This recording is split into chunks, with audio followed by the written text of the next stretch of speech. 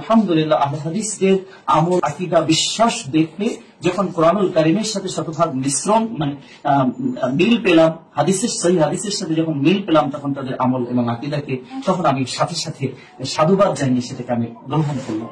আলহামদুলিল্লাহ। এটা আমার এমন না যে আমি এই গ্রহণের মাধ্যমে আহলে হাদিসরা ধন্য হয়েছি, সেটা এমন না, বরং এটার গ্রহণ করার মাধ্যমে আল্লাহ আমাকে ধন্য করেছেন, আমি ধন্য হয়েছি। যার ভালো ইহকাল তার ভালো পরকাল।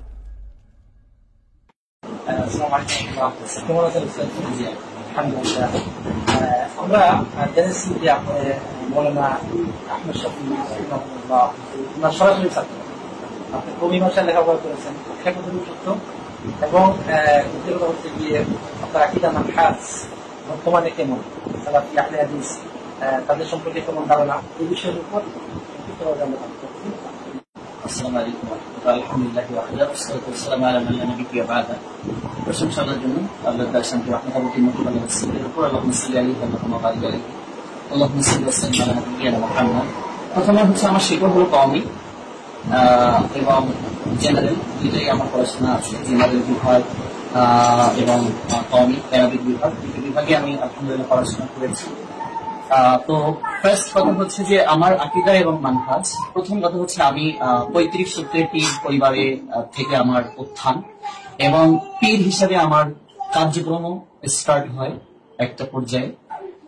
তারপর থেকে আমি যখন বুঝতে শুরু করলাম, বা আমাকে আল্লাহ সুবহানাহু ওয়া তাআলা যখন বোঝার তৌফিক দিলেন যে আমরা ভুলের উপরে আছি, তখন আমি সর্বপ্রথম আমি যাদের দেখে শুরু থেকে উদ্বুদ্ধ হয়েছিলাম, যেহেতু আপনি জিজ্ঞাসা করলেন আমাকে যে আসলে যে আমি বর্তমান আমার আকীদা মানহাজ কি, তো আমি খালি বর্তমান বলবো না, আমি শুরু থেকেই বলতে পারি। অর্থাৎ আমি যখন কওমি বা আমাদের কিতাব বিভাগ, আরবি বিভাগ এবং আমার জেনারেল বিশ্ববিদ্যালয়, দুইটাই আমার পড়াশোনা, তো এখান থেকে আমি দুইটার সমন্বয় করে যখন আমি বুঝতে পারলাম যে ধর্মগত দিক দিয়ে আমরা প্রচুর ভুলের উপরে আমরা রয়েছি, তখন আমি যাদের দিয়ে সবচেয়ে বেশি ইনফ্লুয়েন্সড হয়েছিলাম, যাদের দেখে আমি সঠিক পথের একটা দিশা খুঁজে পেয়েছিলাম বাংলাদেশের জমিনে, তখন আমি তো বাংলাদেশে ছিলাম, পরে আমি বিভিন্ন দেশ আল্লাহ আমাকে সাপোর্ট করিয়েছেন, তখন আরো দৃঢ় হয়েছে আমার আমল বা আমার আকীদা বা আমার মানহাজ, যে মানহাজের উপর আমি আজও আছি। তো সেই মানহাজ আমার দৃঢ় হয় বাংলাদেশের আহলে হাদিস, বাংলাদেশে তো আর সালাফি বলে না, এটা দেখা যাচ্ছে বাংলাদেশে আহলে হাদিস বলে, এটা বিভিন্ন দেশে হয়তো সৌদি আরবে সালাফি বলে, দুবাই সালাফি বলে, তো বাংলাদেশে আহলে হাদিস আমি বলবো। তো এই আহলে হাদিসদের দেখে আমি সবচেয়ে বেশি ইনফ্লুয়েন্সড হই তাদের আমলে, এবং তাদের আমল দেখে তখন আমি আমার আমলটাকে সংশোধন করি, তাদের সাথে আমি আলোচনা করি, এবং আমি বুঝতে পারি যে আমার ভুল আছে। তখন আমি আমার সম্পূর্ণ আমাদের চেতনা, বলা যেতে পারে আমি ভিন্ন একটা ধর্মের উপরে ছিলাম, যদিও আমি মুসলিম ছিলাম বা ইসলাম ছিলাম, কিন্তু আমার আলহামদুলিল্লাহ আহলে হাদিসদের আমল আকীদা বিশ্বাস দেখে যখন কোরআনুল কারীমের সাথে শতভাগ মিশ্রণ মিল পেলাম, সহিহ হাদিসের সাথে যখন মিল পেলাম, তখন তাদের আমল এবং আকীদাকে তখন আমি সাথে সাথে সাধুবাদ জানিয়ে সেটাকে আমি গ্রহণ করলাম। আলহামদুলিল্লাহ। এটা আমার এমন না যে আমি এই গ্রহণের মাধ্যমে আহলে হাদিসরা ধন্য হয়েছি, সেটা এমন না, বরং এটার গ্রহণ করার মাধ্যমে আল্লাহ আমাকে ধন্য করেছেন, আমি ধন্য হয়েছি। এটা হচ্ছে আমার ফার্স্ট কথা।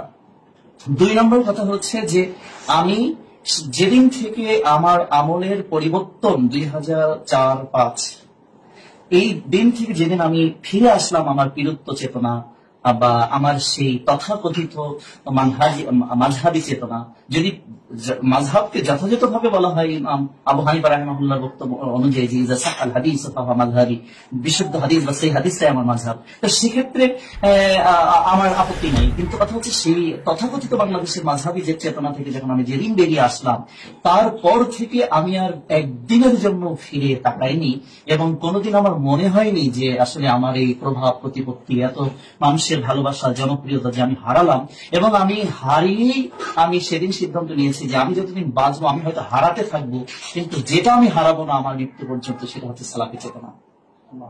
আমি আল্লাহর কাছে যেটা বলেছিলাম সেদিন, আজও বলি যে আমি সব হারিয়েছি। আমি সেদিন আমার ভাইকেও, আপন ভাইকেও আমি হারিয়েছি বলতে আমার ভাই আমার শত্রুতে পরিণত হয়েছিল, আমার বাবা মা আমার বিপরীতে, তো সেই জায়গায় সবাই বিপরীতে, আমার শিক্ষকরা আমার বিপরীতে, সব শিক্ষকরা আমার বিপরীতে, এমনকি বিশ্ববিদ্যালয়ের শিক্ষকরাও, আবার মাদ্রাসার শিক্ষক, আমার ওটা বাইরে, আমার পরিবারে আমার আপন ভাই আমার বিপরীতে, আমার বাবা মা আমার বিপরীতে। তো ঠিক সেই জায়গায় থেকে আমি চিন্তা করলাম যে আমি যতদিন সামনে বাঁচবো আমার সম্মান প্রভাব প্রতিপত্তি আসার প্রশ্নই ওঠে না। এই মানহাজের উপর থাকলে আমার অপমান গাড়িতে জুটবে এবং ব্যাপক যে জনপ্রিয়তা আমার সে সময় আছে এটা থাকবে না। অল্প সংখ্যক মানুষ হয়তো আমাকে পছন্দ করবে বা করবে না, এটা আমার ওই দিন নিশ্চিত হয়েছিলাম। আর ওই দিন নিশ্চিত হওয়ার পর ওই দিন এবং আজ পর্যন্ত যে বিষয়টা আমি একনিষ্ঠ ভাবে ধরে আছি, আল্লাহকে এখনো বলি, সেটা হচ্ছে আল্লাহ আমাকে সালাফি মানহাজের উপর আমার মৃত্যুটা দিও, ইমানের উপরে আমার মৃত্যু দিও, এবং এই পর্যন্ত আমি এইটার উপরেই রয়েছি। তবে বিভিন্ন সময় যখন আমাদের দাওয়াতি কাজ, যেহেতু আমি ফিল্ডে কাজ করি, সালাফি মানহাজকে যখন যারা বুঝে না তাদের কাছে স্পষ্ট করবার জন্য হয়তো আমাদের বিভিন্ন হিকমাগত ভাবে আমাদেরকে কথা বলতে হয়। তো এটা হচ্ছে মূল বিষয়। এটাকে যদি কেউ নেগেটিভ হিসাবে এবং অথবা আমার সেই কথায় যদি প্রকৃত আহলে হাদিস যারা আহলে হাদিস বা সালাফি মানহাজের উপর যারা চেষ্টা করে কাজ করে, তারা যদি কোনোদিন ব্যর্থ পেয়ে থাকেন তাহলে অবশ্যই সেটা আমার ক্ষমা চেয়ে নেওয়া উচিত, এবং আমি মনে করি সেটা আমার ব্যর্থতা। কিন্তু কখনো ওই যেদিন থেকে আমি গ্রহণ করলাম বিশুদ্ধ আমল আকিদা, তারপর থেকে আমি আর কোনোদিন সরে যাইনি, আজও যাইনি, এবং ভবিষ্যতের ব্যাপার তো আল্লাহ তাআলা জানেন। কারণ মানুষের হৃদয়টা আল্লাহ তাআলার দুই আঙুলের মধ্যেই রয়েছে, মানুষের অন্তরটা। এই জন্য তো আমরা বলি রব্বানা লা তুযিগ কুলুবানা বা'দা ইয হাদাইতানা ওয়া হাব লানা মিন লাদুনকা রাহমাতান ইন্নাকা আনতাল ওয়াহ্হাব। তো সেক্ষেত্রে আমি আল্লাহকে বলবো যে আল্লাহ আমাকে অন্তত এই বিশুদ্ধ দিন পাওয়ার পর আমাকে আর গোমরা করে দিও না। যদি কখনো গোমরা হয়ে যায় তখন হয়তো সালাফি চেতনাকে আমরা বিরুদ্ধাচার উচ্চারণ করতে পারি বা সেই চেতনা থেকে সরে যাই। তো এই গোমরা হয়ে যাওয়া থেকে আল্লাহ তাআলার পানাহ চাই, আল্লাহ তাআলার কাছে দয়া এবং রহমত চাই। এবং মূলত সেই দিন থেকে আজ পর্যন্ত কোরআন এবং সেই হাদিসের উপর আমি বাংলাদেশে যারা রয়েছে আহলে হাদিসরা ছাড়া অন্য কেউ কোরআন এবং সেই হাদিসের উপর এই একনিষ্ঠ ভাবে আছে আমি জানি না আজ পর্যন্ত, যেটা আমি দৃঢ়তার সাথে বলতে পারি, পৃথিবীর যে কোনো জায়গায় দাঁড়িয়ে বলতে পারি, যে কোনো পরিবেশে বলতে পারি, এমনকি মরতে মরতেও বলতে পারি ইনশাআল্লাহ। আর সেই হিম্মত আমার রয়েছে, বিকজ আমি দিন নিয়ে ব্যবসাও করি না, আর আমার ব্যবসা করতে হয়ও না। আলহামদুলিল্লাহ, নবী রাসূলগণের মতো আমি অন্তত বলতে পারি যে যেহেতু আমি এই দিন নিয়ে আমার চলতে হয় না, যে আমার প্রাপ্য আমার আল্লাহর কাছে। তো যে কারণে আমার এই কথা বলতে পৃথিবীর কোন জায়গায় বাধা বিপত্তি কোনো কিছু নেই। তবে দাওয়াতের ক্ষেত্রে, হিকমার ক্ষেত্রে হয়তো আমার কথা ডিফারেন্স বা হিকমা অবলম্বনের ক্ষেত্রে কথা একটু কিছু ভিন্নতা আসলেও আমাকে যদি সেই চ্যালেঞ্জিং জায়গায় কখনো দাঁড়াতে হয়, তাহলে পৃথিবীর কোনো জায়গায় দাঁড়িয়ে আমার বলতে আপত্তি নেই আমি আহলে হাদিস, আলহামদুলিল্লাহ, আমি সালাফি, আমি আহলে হাদিস ছিলাম, আমি আহলে হাদিস আছি, আমি সালাফি আছি, আমি সালাফি চেতনার উপরে কোরআন এবং সেই হাদিসের মানহাজের উপরে আমার মৃত্যু যেন হয়ে যায়, এটাই আমার আল্লাহর কাছে আমার সর্বোচ্চ। একটা বিষয় হচ্ছে কি, আপনার যেগুলো প্রতিষ্ঠান আছে, অনেকগুলো প্রতিষ্ঠান আপনার মাধ্যমে হয়েছে, এবং আমরা যেখানে আছি এখানে একটা প্রতিষ্ঠান, বাচ্চাদেরকে আপনি মানে সালাফিয়াত আহলে হাদিসের অনেক শিক্ষা দেন, এই বিষয়টা একটু। জি, এটাই খুবই ইম্পর্টেন্ট একটা প্রশ্ন আপনি করেছেন। আমি বলে রাখি, এদের মধ্যে আমার সাথে ব্যক্তিগতভাবে একজন মাদানী, আমি নাম বলবো না, যিনি যাকে বলছি তিনি বুঝতে পেরেছেন। তিনি অতি সম্প্রতি বেশ কিছু পোস্ট করেন ফেসবুকে, যেটা আহলে হাদিস বা সালাফি মানহাজের সম্পূর্ণ বিপরীতে যায়। তখন আমি তাকে বলেছিলাম যে আপনার মতলব কি, অর্থাৎ আপনি সৌদি আরবে পড়াশোনা করেছেন, মদিনা বিশ্ববিদ্যালয়ের মতো জায়গায় আপনার পড়াশোনা, এবং আমি মিটিংও এটা উপস্থাপন করি আমার শিক্ষকদের সামনে যে আজকে আহলে হাদিস বা সালাফি চেতনাকে অনেকটা মানে হচ্ছে বীতশ্রদ্ধ করে পোস্ট দেওয়া বা কথা বলা আজকে একজন মাদানীর জন্য কতটা শোভনীয়।